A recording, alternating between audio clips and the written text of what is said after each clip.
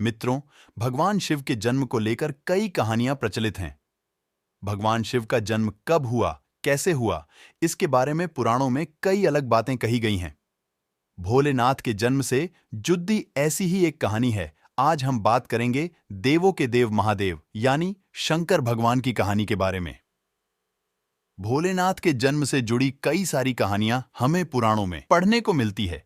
इन्हीं कहानियों में से हम जानेंगे कि आखिर शिवजी का जन्म कब हुआ और उनके जन्म के पीछे की वजह क्या थी। विष्णु पुराण की कथाएं कहती हैं कि भगवान शिव का जन्म भगवान विष्णु के माथे से उत्पन्न हुए तेज से हुआ है। माथे के तेज से ही जन्मे होने के कारण भगवान शंकर सदैव योग मुद्रा में रहते हैं। इतना ही नहीं, विष्णु पुराण में वर्णित भगवान शिव के जन्म की कहानी उनके बालपन का एकमात्र वर्णन है, क्योंकि और कहीं भी उनके जन्म से जुड़े साक्ष्य नहीं पाए जाते हैं। विष्णु पुराण में वर्णित भगवान शिव के जन्म की कहानी कुछ इस प्रकार है कि ब्रह्मा को एक बच्चे की जरूरत थी। अपनी इस इच्छा को पूरा करने के लिए उन्होंने कठोर तपस्या की। उनकी तपस्या के फल के तौर पर एक रोता हुआ बालक उनकी गोद में आ गया। जब ब्रह्मा जी ने इस रोते हुए बालक को देखा तो यह सवाल किया कि तुम रो क्यों रहे हो। इस पर वह बालक बोला कि उसका नाम ब्रह्मा नहीं है, इसलिए वह रो रहा है। उस नन्हे मासूम बालक की बात को सुन ब्रह्मा ने उसे नाम दिया रुद्र। इस नाम का अर्थ था रोने वाला।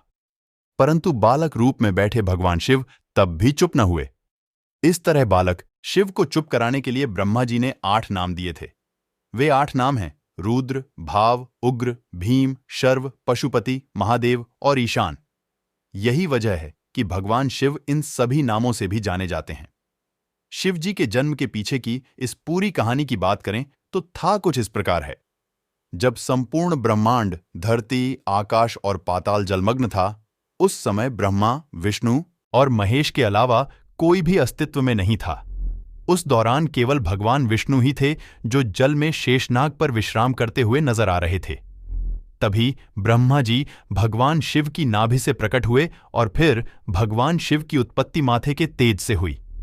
ब्रह्मा जी से शिव जी को देखा तो पहचानने से साफ इनकार कर दिया। ब्रह्मा के इनकार से भगवान विष्णु को यह भय सताने लगा कि कहीं शिव जी रूठ न जाएं, जिस कारण उन्होंने ब्रह्मा जी को दिव्य दृष्टि प्रदान की, जिससे उन्हें शिव जी के बारे में स्मरण हो आया। सब कुछ स्मरण होते ही ब्रह्मा जी को अपनी गलती का आभास हुआ और उन्होंने शिव जी से माफी मांगी। साथ ही ब्रह्मा जी ने शिव जी से अपने पुत्र के रूप में जन्म लेने का आशीर्वाद भी मांगा। भगवान शिव ने ब्रह्म को माफ करते हुए उन्हें आशीर्वाद प्रदान किया। इसके बाद भगवान विष्णु के मैल से उत्पन्न हुए मधु कैटभ के वध के बाद जब ब्रह्मा जी ने संसार की रचना करना आरंभ किया, तब उन्हें एक बच्चे की जरूरत पड़ी। इसी समय उन्हें भगवान शिव से मिला आशीर्वाद याद आया। आशीर्वाद को पाने के लिए उन्होंने तपस्या की और फिर एक बालक उनकी गोद में प्रकट हो गया